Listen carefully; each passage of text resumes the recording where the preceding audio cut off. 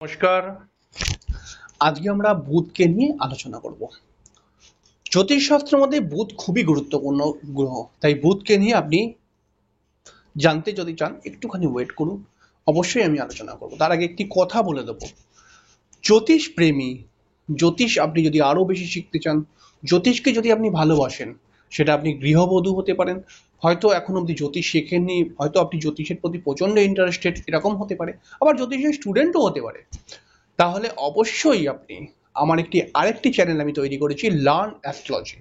এই চ্যানেলটির মধ্যে আপনি অবশ্যই চলে গিয়ে সাবস্ক্রাইব করে বেল আইকনটা ক্লিক করে দিন। হ্যাঁ, এই চ্যানেলটির মধ্যে এখনো কিন্তু খুব একটা ভিডিও আপলোড করিনি, দু একটা ভিডিও কিন্তু ওই আপলোড করা আছে। তো এটা টেস্টিং করার জন্য, মানে নতুন একদম খুলেছি, অবশ্যই সাবস্ক্রাইব করে দিয়ে বেল আইকন ক্লিক করে দিন। কারণ ওই চ্যানেলটির মধ্যে আমি জ্যোতিষের খুবই গুরুত্বপূর্ণ শিক্ষামূলক, জ্যোতিষের শিক্ষামূলক গুরুত্বপূর্ণ গুরুত্বপূর্ণ বিষয় নিয়ে শুধুমাত্র ওই চ্যানেলের মধ্যে আমি কিন্তু বিভিন্ন ভিডিও আপলোড করে যাব, যেটা আপনার জানা উচিত। এবং আমার সম্পূর্ণ গ্যারেন্টি যে আপনি জানার পর আপনার জ্যোতিষের প্রতি ধারণাটাই চেঞ্জ হয়ে যাবে এবং এত ভালো ভালো তথ্য জানতে পারবেন জ্যোতিষের। তো অবশ্যই চ্যানেলটিকে সাবস্ক্রাইব করে বেল আইকনটা ক্লিক করে দিন, বাদ বাকি কথাটা ওখানেই হবে। এবং আমি কিছু বলবো না, আপনি নিজেই বুঝতে পেরে যাবেন। তো আজকে আমরা বুধকে নিয়ে আলোচনা করছি। বুধ জ্যোতিষ আমাকে অনেক দিন আগে, না তো অনেক দিন আগে আমাকে একজন, মানে একটু বয়স্ক ব্যক্তি, তিনি অ্যাস্ট্রোলজার, তো তিনি, তার সঙ্গে একটা বিভিন্ন বিষয়ে কথা হচ্ছিল। তো সে আমাকে বললো, ভাই একটা কথা বলো তো তুমি। ঠিক আছে, মানে আমি একজনের সঙ্গে দেখা করতে গেছিলাম, তো সেখানে তিনিও ছিলেন, আমি চিনতাম না, তবে আলাপ পরিচয় হয়ে গেল একসঙ্গে থেকে ওই দিনকেই। তো উনি অ্যাস্ট্রোলজার, উনি আমাকে বলছে যে বলো তো, যে জ্যোতিষের যে 9টি গ্রহ আছে, এই 9টি গ্রহের মধ্যে সব থেকে গুরুত্বপূর্ণ গ্রহ কোনটি।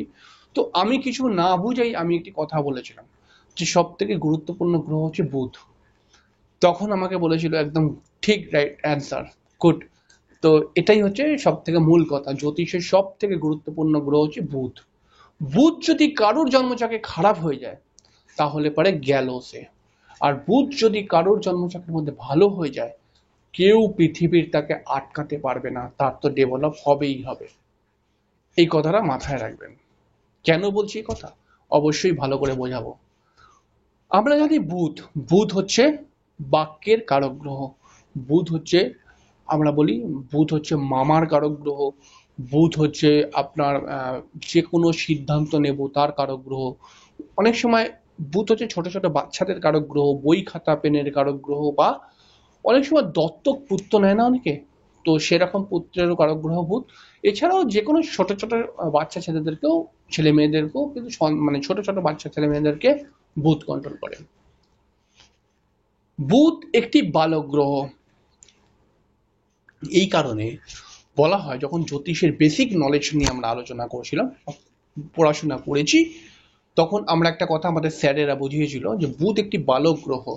বুধ যদি কারুর জন্মছকের মধ্যে একা একা থাকে তাহলে পারে বারবার সেই জাতক কিন্তু ভুল সিদ্ধান্ত নিয়ে নেয়। যদি এমন হয় যে বুধ তার জন্মছকের মধ্যে হয়তো কন্যা রাশির ঘরে বা মিথুন রাশির ঘরেই বসে রয়েছে একা, তবুও সেই জাতকের অনেক ভুল সিদ্ধান্ত জীবনে আসে। কারণ একা একা বুধ কিন্তু ফল দিতে পারে না। বুধের সঙ্গে যদি একটি গ্রহ চলে আসে তাহলে বুধ কিন্তু নিজের শক্তিতে চলে আসে।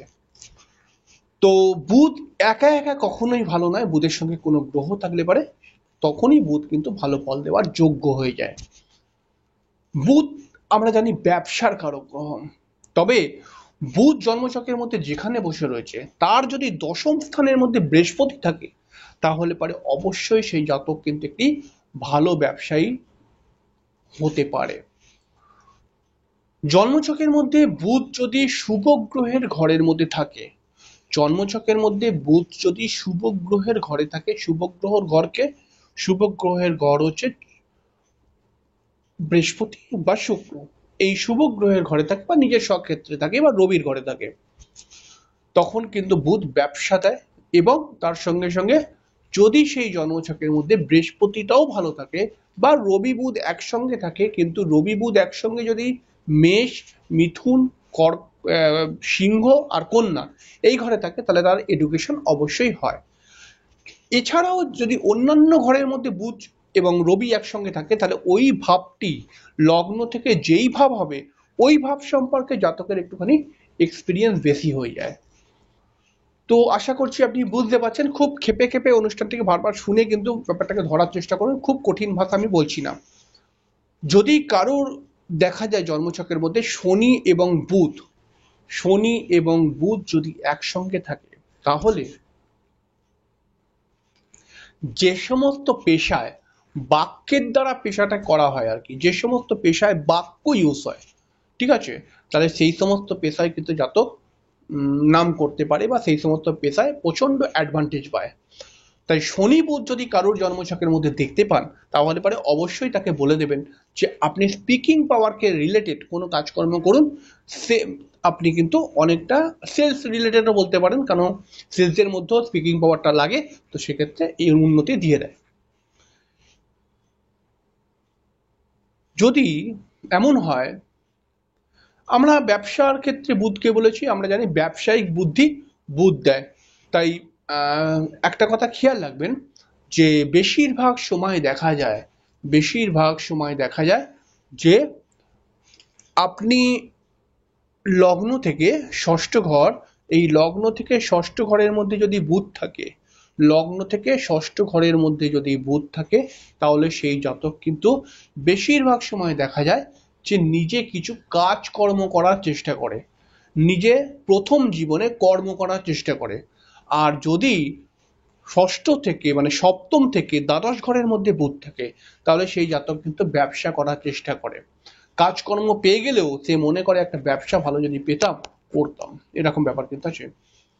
বুধ কিন্তু সর্বদা একটা কথা মাথায় রাখবেন, বুধ যদি সপ্তম ঘরে থাকে, তাহলে এটা কিন্তু ভালো নয়। বুধ যদি কারোর জন্মছকের মধ্যে সপ্তম ঘরে থাকে, তাহলে পারে তার সেক্সুয়াল পাওয়ার কিন্তু অনেকাংশে কমিয়ে দেয়।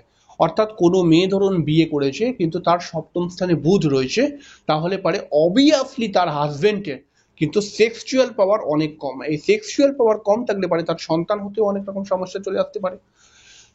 এবং যদি সপ্তম পতি অর্থাৎ কোনো নারীর সপ্তম পতি যদি বুধের নক্ষত্রে থাকে, তাহলেও কিন্তু সেক্সুয়াল পাওয়ারটাকে প্রচন্ড ডিসব্যালেন্স করার চেষ্টা করে। আপনি প্র্যাকটিক্যালি মেলাবেন, এগুলো কিন্তু হয়। এছাড়াও কি বলবো, বুধ যদি পীড়িত হয়ে যায়, সমস্যা হয়, বিশেষ করে মেয়েদের ক্ষেত্রে তো বারবার দেখা যায়, তাহলে তার চামড়ার রোগ হতে শুরু করে দেয়। আবার অনেক মানুষের সেতি হয় না, সাদা সাদা হয়ে যায়, চামড়াগুলো একদম সাদা সাদা হয়ে যায়, এটা হচ্ছে বুধ অশুভ হয়ে গেলেই পারে, মানে বুধ পীড়িত হয়ে গেলে পারেই হয়। যদি বুধ রাহুর নক্ষত্রে থাকে, তাহলে পারে জাতক একটুখানি মানে দুর্বল চিত্রের হয়ে যায়, মানে দুর্বল কোয়ালিটির হয়ে যায়, মানে খুব তাড়াতাড়ি অন্যের কথায় প্রভাবিত হয়ে যায়। কি বললাম, এরকম কিন্তু হয়। আর এছাড়া কিন্তু বুধ যদি যতটা ভালো হবে, এবং বুধ যদি তার মিত্র গ্রহের সঙ্গে জন্মছকের মধ্যে একসঙ্গে থাকে, শুক্রের সঙ্গে বিশেষ করে, তাহলে পরে সেই জন্মছকের মধ্যে কিন্তু বুধ অবশ্যই জাতক নিজের বুদ্ধির দ্বারা ডেভেলপমেন্ট করতে পারে, বা ডেভেলপমেন্ট করার একটি সুযোগ তো অবশ্যই বুধ দেয়।